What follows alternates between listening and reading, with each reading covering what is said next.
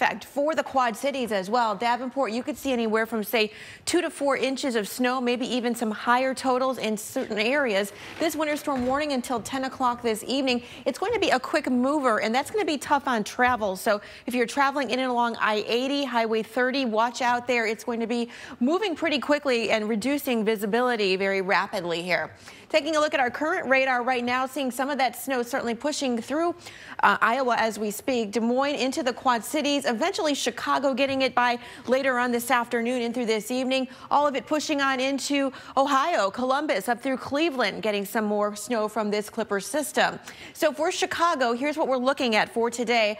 Obviously very, very cold out there, brutal cold, but then looking at some snow mixing in as well by the time we get into the mid-afternoon to late evening hours. They want the frigid. Hopefully they can heat some of that up as almost mead style and warm up after that kind of job. That is brutal. Imagine, you know, all the delicate work, cutting things off of the vine, temperatures like that. Good gloves. Yeah, absolutely. Cold air is a big part of the story today, so you notice the bulk of the precip, if there is going to be any, is going to be in the form of snow. Yeah, and as far as air delays here along the Pacific Northwest, looking at Seattle, Portland, possibly due to another storm system coming in there.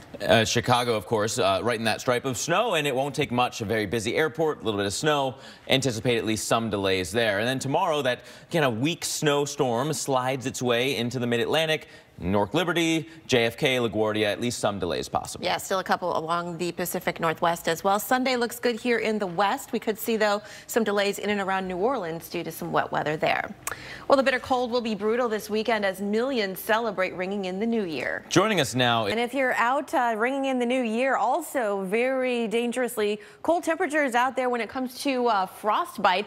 This is our wind chill frostbite times ranging anywhere from 5 minutes in the dark blue here to 30 minutes in that light turquoise color. So for many of you in Maine, Vermont, New Hampshire, upstate New York, going to be dangerous frostbite weather here as you are ringing in the new year as well. This is a look at 1 a.m. and we see that chill stretching even farther south into Boston now and to portions of New York State and Connecticut as well. So definitely take good care. Frostbite can be very, very painful, very dangerous out there. We want to show you just quickly some stages of frostbite here. Frost nip is stage 1. That's when your skin's going to turn a pale yellow or white. You may itch or burn. It may feel like pins and needles kind of on the surface of your skin. Skin will become hard during the second stage of frostbite. It might look shiny or waxy as well, and it could blister. So that would be the second stage. And then we get beyond that to the severe frostbite stage 3. That's when the skin's hard and cold to the touch. It darkens. It may look bluish or purplish or black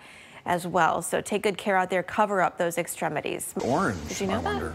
Maybe it was the Silt the and soil? mud. Yeah, maybe. Yeah, it's pretty interesting. I was going to say rust, but that makes no sense.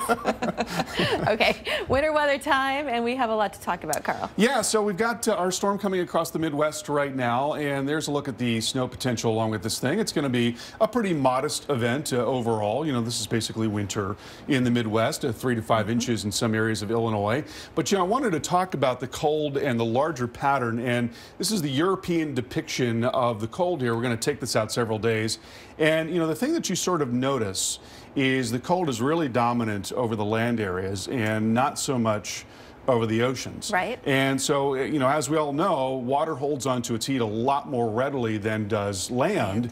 And so the oceans stay warmer, so you necessarily have a little bit of sort of bubbling that occurs over the oceans and a weakness in between. You've got the United States in between these two great big oceans. And so this is actually not that unusual to some extent. This is a look at the temperatures in the low levels of the atmosphere over the past 30 years. And you can see the same pattern there. You see how you've got higher heights over the Atlantic Ocean, higher heights over the Pacific, and then a weakness in between where cold tends to spill down. Right. So this is actually a pretty normal thing. It's just that the extent of this cold is going to be really, you know, amazing. It's going to be remarkable how cold sort of it will like be. you have mountains and valleys, right? And the colder air would filter into the valley. Absolutely. There's a weakness there that allows this cold to penetrate. And so, you know, as we look at the pattern over the next, you know, several days, it's just going to continue to be very, very chilly. Another part of this is you've got a lot of snow cover right now. Most of the northern half of the country is covered by snow, and that helps to reinforce these